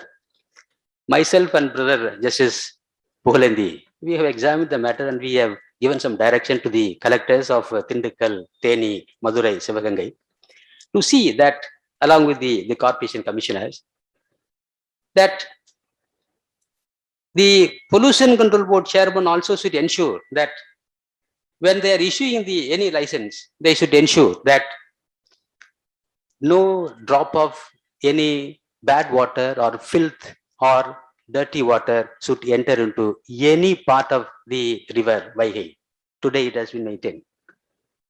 So your role does not end by just getting only bail order to your client. Your role has to continue preserving the water, preserving the mother nature. Look at the case of the forest, deforestation. When the forest is gone, today only we are realizing due to this pandemic, COVID-19 pandemic has brought so many miserable news. We have been undergoing, even today, we are not able to see your faces also. We have to cover it up. Now, the oxygen is running shortage everywhere. Many people died in Delhi and then in Mumbai and Karnataka due to the shortage of oxygen. Oxygen is only produced by the trees. When we are not able to get sufficient oxygen, then we have to plant more trees. But in the hilly area, we were all destroying, obliterating all the trees. Court says that do not cut the trees. There also the role of the lawyer comes in. So therefore, your role does not end with only filing a suit and getting an order to a client. It goes beyond that. And your role cannot be separated from the growth of the nation, the growth of the motherland. And I would tell you one more thing, small thing. You not only help the temple, you not only help in recovering or just discovering the missing idol, you also help sometimes the God also. I was just sitting, just 2012, very peculiar, interesting case came up to our court. Two legendary lawyers came and argued the matter. It's a very simple and very interesting case. Pagalpattu, Raupattu case. In our great Kanjipuram Varadarajar temple, every year this Rapattu Pagalpattu takes place. I'm just telling this small story to make one point very clear to all the advocates, the budding lawyers. The Rapattu Pagalpattu arrangement is being made. It goes for 21 days. During this 21 days, in and around this Kanjipuram and Chengalpet, small gods and goddesses like Malayala Mamunigal and then Agasthyar and then the other gods, in honor of paying respect and regards to Lord Vishnu, because this is a Vishnu festival. All the small gods, they used to visit the Lord Vishnu Perumal temple. The condition, look at the condition imposed by the big god to the small gods. The whosoever is coming into the premises, the shrine of this temple, for all these 21 days, they cannot leave. A peculiar problem has arisen among the god. The problem was, one Malayala Mamunigal from this 10 kilometers from this Kanjipuram, the idol was taken into that temple, the great temple, Varadaraja Perumal temple. 9th day, on Revadi Nachathiram falls. Revadi Nachathiram is the birthday of this god, Malayala Mamunigal. 2 days before they said, Malayala Mamunigal idol, the god has to go back to the original temple. You know why? For two reasons. One is, many people, devotees will be coming to have darshan of Malayala Mamunigal, and then they will be making prayer, and then they will be expecting some prasadam also from this god. If this Malayala Mamunigal is not taken back to the temple, what will happen? All these devotees will be disappointed. Manavala Mamunigal. I also forgot now. It is very long time back. And then what happened? The temple management said, no, we will not allow this Malayala Mamunigal. Manavala Mamunigal. I'm sorry, I stand corrected. Manavala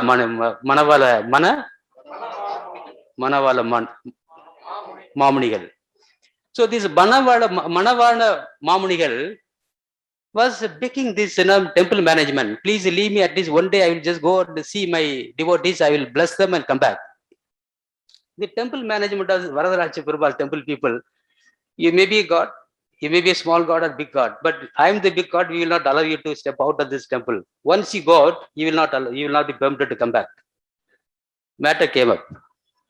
Ultimately, we have to help the temple now. We have to help the god to go back and come back. The lawyers' roles are more important. You are not only mixing up with the only lawyers, you are not only mixing up with your own friends and your relatives. You are going to mix up, you are going to make friendship with even the goddess and god. And you are able to show your seriousness in your profession, and the god will become your well-wisher, and you will be able to perform so many good things in your lifetime. Friends, now a lawyer has to have the great advocacy. Many people have come and said that you should have some wonderful, very important, good qualities. And my friend, Brother Dandabani said, you should be a honest man in your lifetime. That is one of the best qualities. You should have it now. And I will tell you, there are some qualities. One should be a honest lawyer, a courageous lawyer. You must all the time show the gallantry. For the reason that when a DGP has passed an order, you cannot hesitate to challenge it if it is a very unreasonable order. You must have the courage. You must have the hard work. All the time you must put forth your hard work. Even irrespective of the fact whether it is 2 o'clock or 3 o'clock, if you have 3 briefs or 5 briefs, you must be in a position to completely take notes and then get ready for tomorrow's work. You should not be bothered about your sleep. Indicates a hard work. And then you should have the ability to judge a case. See, every case, I'm told, is decided first only in the lawyer's chamber. Before you file the matter, you know that this case you are going to win and this case you are going to lose. So you must have the ability to judge. And then you should have the fellowship. Friends, very recently, I can just tell one small example. A matter was argued before the division bench of Madurai High Court. I'm just telling you how honesty makes an ordinary lawyer as a judge. A division bench consisting of Justice P.K. Misra and Justice Chandru, you all know that both are on a deadly bench. Very difficult to get an order. The matter was argued 2 days continuously. And it is a very high stake matter. It's not ordinary small matter just like that to leave and go away. It's a very high stake and very complex issues were involved. The lawyer was arguing. First day is gone. Second day is also almost going to be over. At about 4 o'clock, Justice P.K. Misra was mentioning to that lawyer, so counsel, please understand one thing. I have come across one judgment, now only I remember. There is one judgment on the same point, but I do not know which year it was pronounced by this court, our High Court. Then he said, since your lordship is very clear, give me 2 days time. I'll just work it out and come back. All right, we'll give you 2 days time. Because he doesn't want to lose the case because very important case, very high stake matter and complex issues were there. After 2 days, the matter was there as a first case and came to the court. And he said, Lord, I'm extremely sorry, Lord, for wasting your lordship's precious and valuable time for the last 2 days. And there is a judgment against me. Your lordship can dismiss the case. Both Justice Chandru and Justice P.K. Misra were looking at each other. He was just giving his life to this case. Look at the piles of judgment this man was citing, the Privy Council and then the Supreme Court judgment, High Court judgments. He's quietly saying, and big matter. The judges were in fact hesitating to dismiss the case now. Look at the lawyer. Yes, Lord, the judgment is there against me. It's quietly covering my case. Lordship kindly dismiss the matter. Friends, next week or 10 days time, the gentleman was invited to become a judge, seeking his consent. And the great man was none other than Justice Nagamuthu. And then you just imagine how the judgment, the honesty, as my brother just now mentioned to you, is just paying heavy price to your career to go on. Judgment, a man has to be honest. If you do not have the minimum the qualification, the quality, I don't think that any client will be able to come to you. Coming to the hard work. Friends, we all know that Ram Jethmalani. Everyone, all of us, in fact, my previous speakers were mentioning. See, we are all the first generation lawyer. I would tell you, the first generation lawyer alone will be able to make bigger contribution to the society. Maybe they will be able to make better contributions. I tell you, I can list it out. Take the case of this Ram Jethmalani. He was born in Karachi. He was sent out from Karachi when there was a partition. When partition took place in the year 1948 and 47, but there was a quarrel, there was a problem, and the non-Hindus were all driven out from the place now. He came here only as a refugee. A refugee, you can imagine, no house, no vehicle, no place for stay. Came back to Bombay Friends, you know that. He became chairman of the Bar Council of India. And he became law minister of our country. And then everybody knew that if there is a complex issue, criminal side, and people at one point of time, they came to the conclusion that whatever would slip out from his mouth would be a criminal law. He has grown up to the greatest level. He a first-time lawyer, a first-generation lawyer. He required only the hard work. I would tell you one more thing. Coming to the elect ones, a lawyer has to have honesty. A lawyer has to have the hard work quality.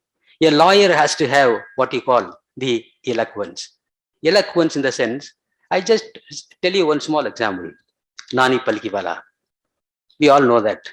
Nani Palgiwala, people used to say that he was the custodian of the democracy. He only saved the country from being driven out from the other, democratic setup now. He only helped the court to lay down the law, what is called the basic structure theory. Many people you will be coming to know after some time. What is the basic structure? See, Parliament is going to amend Article 368. 368 only gives power to the Parliament to make amendment of the Constitution. 24th Amendment was brought in. The 24th Amendment says that the Parliament should be given unlimited power to amend the Constitution to the whims and fancies of the parliamentarians now.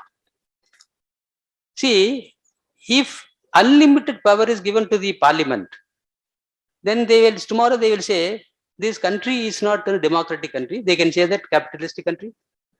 If Mr. Balu tomorrow becomes, the president, you may say that I don't like this. I will shift over from this thing to the communist country or capitalist country. Is it possible? Let us presume that all 524 MPs are all supporting. Number one. And then they were thinking, and then they said, even majority people cannot interfere with the basic structure. That is what the basic structure theory. See, even if all 600 MPs are coming, saying that, yes, we can change over, we can hand over the government back to the Queen, British Queen. Is it possible? Can they do it? Because the parliamentarians have come to the power, they can do it. The law says that. Basic structure theory says no. Look at the contribution, sacrifice, the supreme sacrifice made by Mahatma Gandhi, Jawaharlal Nehru, Sardar Patel, Subhash Chandra Bose, and then the great man, Thoothukudi great man, Vavu Chidambaram, Tilakar, Lala Lajpat Rai. These people, they sacrifice their life, their property, everything for the sake of the country. And today you are going to say that, yes, no, we are not able to manage because multi-language, multi-color, multi-race. We'll give it back to the Queen now. Is it possible? Nani Palgiwala is asking the court. At any point of time, you give the power, but this power cannot be unlimited power. And he was just telling the juniors, just find out, we are going to the court to strike down the 24th Amendment. So the constitutional amendment should be struck down. One of the junior, before he was going to the court, because he was arguing the Kesavananda Bharati case for 66 days. That the case was going on for 66 days and he was arguing the case for 32 days now. And then he was telling his junior, some juniors were working and you work on this issue. Whether either in our country or any other country in the world, any high court or a Supreme Court have struck down the constitutional amendment. One junior came and said, sir, I've seen not even one country, not even one high court, not even one Supreme Court in any part of the world has struck down the constitutional amendment. So he was very sad. Because generally the judges will be asking, if that law is set aside, but that you have any judgments, any division bench or Supreme Court judgment, the Privy Council is there, so that we can take support. We can just pass an order. The court will be, the moment the matter was argued, he was attacking the 24th Amendment. The courts were usually asking, yes, Mr. Palgiwala, do you have any judgments striking down any constitutional provision either by this court or any other court of the country? He said, not that occasion. I'm just telling you for this purpose. A lawyer has to seriously think and you should have the greatest imagination. For this purpose, I'm just making this point. For the reason that I do not have a judgment, I cannot close down the case. How you have to imagine, how you have to give a reply to that is the point. There you are going to win. He said, Lord, I checked up.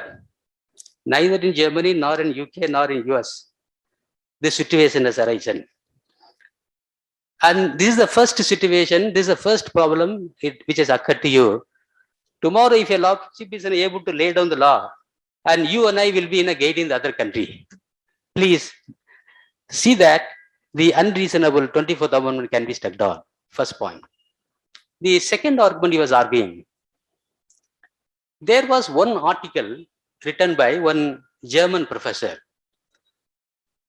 From that article, he was able to see the fundamental rights. There are certain rights which can never be changed, inalienable rights.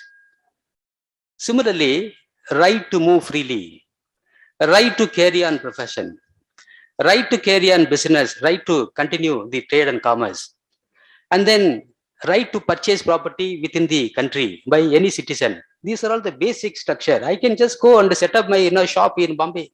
A Bombay man can come in and set up a hotel here, or whatever he can just apply to the Tamil Nadu government if he is having the qualification. Similarly, you can apply to any advertisement which is coming from any northern parts. So these are all the basic things without which you will not be able to lead your normal life.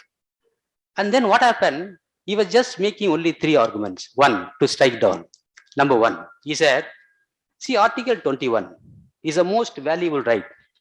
It says that no person shall be deprived of his life and liberty except according to the procedure established by law. It guarantees the life of a citizen. It guarantees the personal liberty. If that article is, for example, tomorrow the parliament is sitting together and they are removing that article, you and I cannot even walk on the road because no guarantee to your life, no guarantee to your personal liberty. So if any amendment comes because of the majority of people they are deciding, can we leave it to them? We cannot leave it. As I mentioned to you just now, he was just giving the second example. If the government wants to hand back the India to British Queen, can we accept it? If the majority of people are taking a decision, can't be done. And then he was asking the third question. The legislatures, parliamentarians, and they should be given the power to make law. Tomorrow, the constitution is amended, saying that the power to make law, power to enact the act, legislation, is given to only the IAS officer or IPS officer. Can it be tolerated? How will they know about it?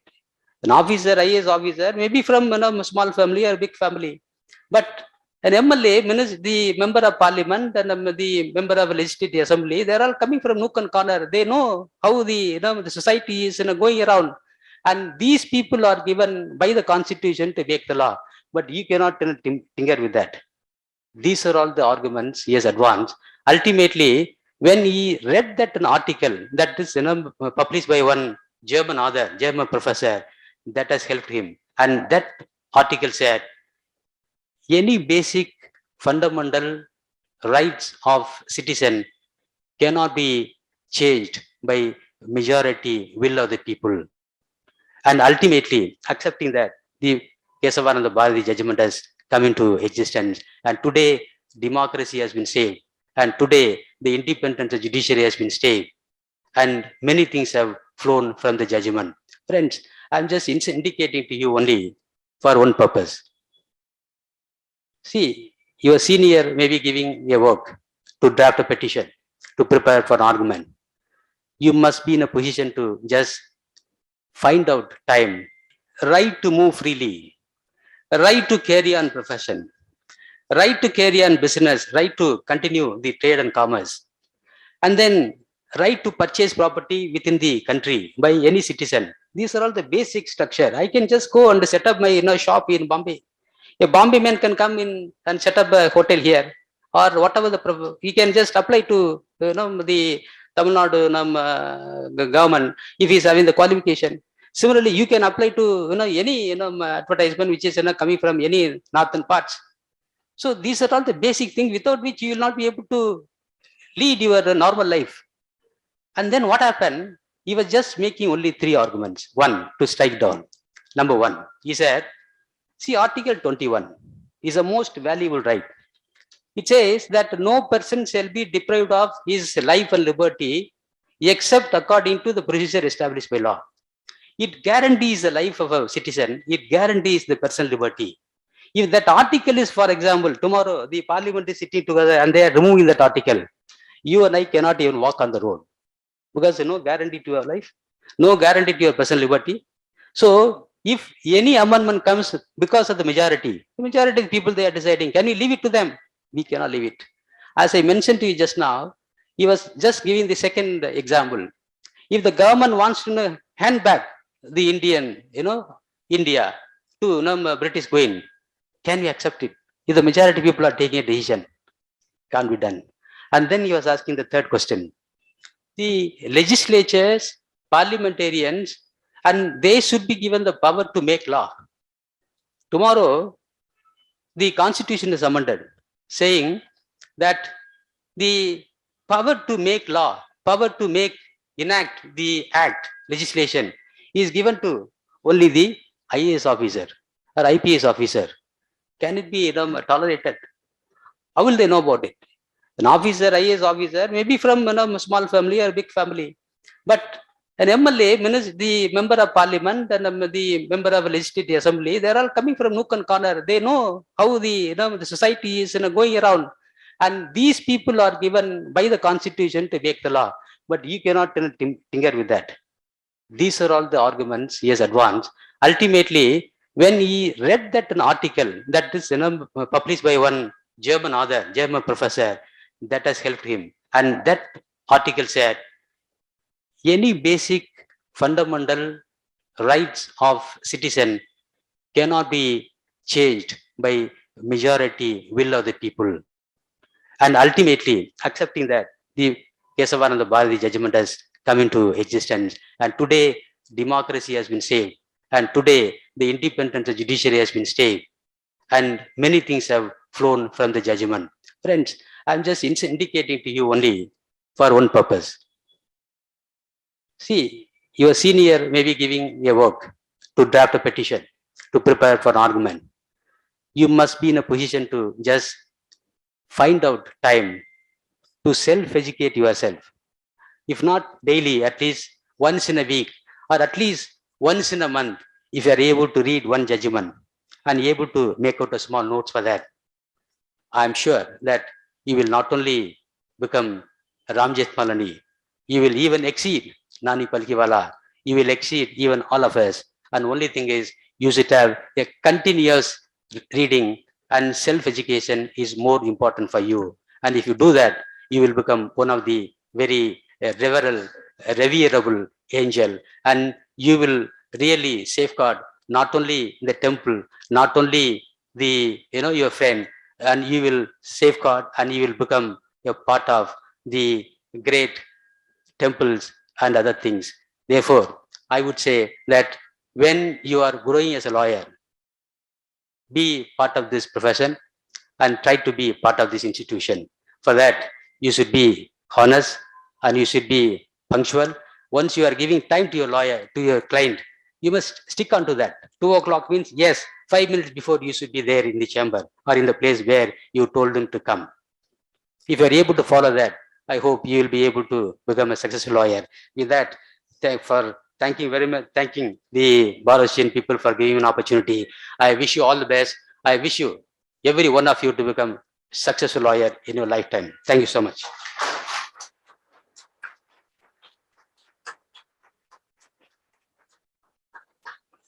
Thank you, Malots.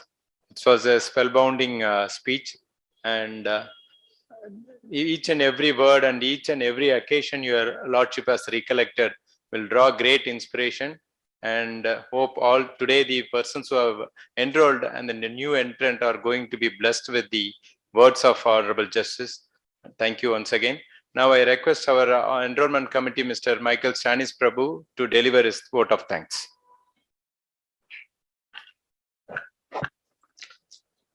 I take this opportunity with a great pleasure to thank all. I thank Honorable Mr. Justice T. Raja, Judge, Madras High Court, for delivering the special address on professional ethics and etiquette benefiting the new entrants to this noble profession at large. I thank Honorable Mr. Justice N. Sadish Kumar, Judge, Madras High Court, and I thank Honorable Mr. Justice M. Dandabani, Judge, Madras High Court, for felicitating the new entrances. I thank Mr. P.S. Amalraj, the Chairman, Bar Council, for warmly welcoming all. I thank Mr. V. Velu Karthikeyan, Vice Chairman, Bar Council, for this great extensions to the successes to this function. I thank Mr. K. Balu, Chairman, Enrollment Committee, Bar Council, and I thank Mr. Sri Muruga, Co-Chairman and Enrollment Committee, Bar Council, for their sincere efforts behind this August function. I thank Mr. Vel Murugan, the member, Bar Council of Tamil Nadu. I thank Mr. Chandrasekhar, the Council of the Bar Council of Tamil Nadu, who moved the enrollment of all the candidates. I thank office bearers and the member of Bar Council and Tamil Nadu and Puducherry. I thank all the district judges and the senior advocates who are all come here. Then I thank the member of the legal fraternity. I thank all new entrances physically and through the virtually and the family. I thank the secretary of Bar Council and the assistant secretary of Bar Council and the other staffs of Bar Council for organizing this success. I thank the press and media. Then I thank all the dignitaries who are all the present in these occasions. I thank one and all for the making this event and the great success. Nandri Vanakkam. Thank you, Mr. Prabhu. Now it's time for national anthem.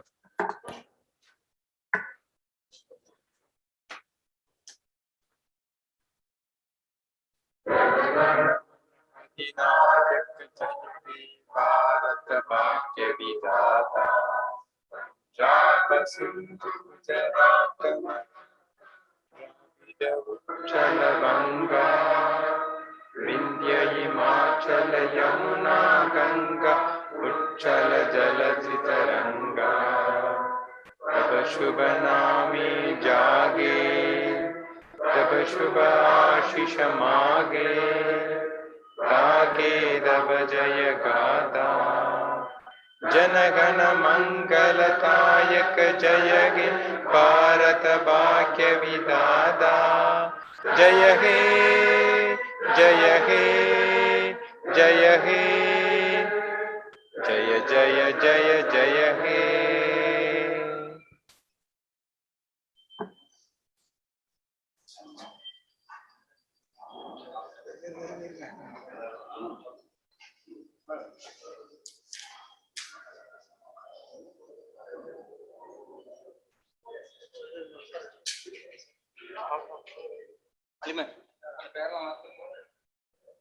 சரி.